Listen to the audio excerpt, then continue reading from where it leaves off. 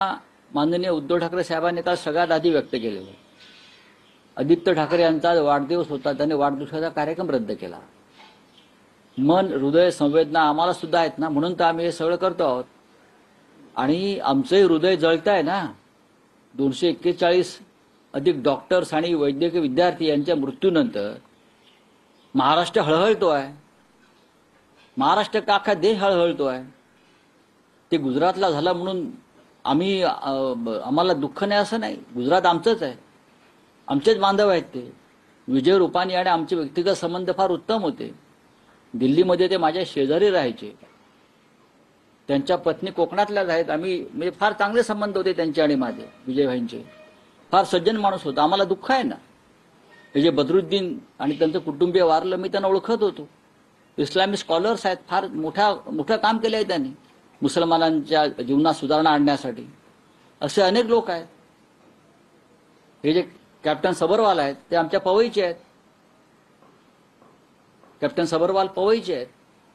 त्यातले जे बरेचशा मुली आहेत क्रू मेंबर्स, या महाराष्ट्रातल्या आहेत, बदलापूरच्या आहेत, उरणच्या आहेत, पंढरपूरचे कुटुंब आहे. आम्हाला दुःख आहे ना. दुःख आहे म्हणून तर मी बोलतोय ना पक्षाच्या वतीनं.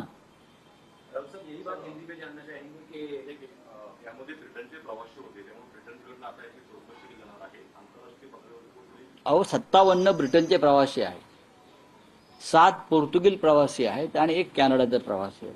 त्याच्यामुळे संपूर्ण देशभरामध्ये हाहाकार आहे. भारतातून हवाई प्रवास करण्यासंदर्भात जर जगाने काही निर्णय घेतला तर ती भारताची नाचक्की होईल. भारतामधला हवाई प्रवास सुरक्षित नाही ही जर भावना जगभरात पसरली तर याच्यामध्ये देशाची नाचक्की. एकेकाळी एअर इंडिया महाराजा होता, त्याला महाराजाची प्रतिष्ठा होती, लक्षात घ्या. म्हणून आमचं एक या भारतीय नागरिक म्हणून आमचं हृदय जळतं.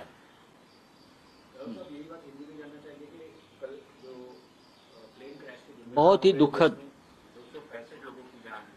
दुखद, चिंताजनक, शॉकिंग.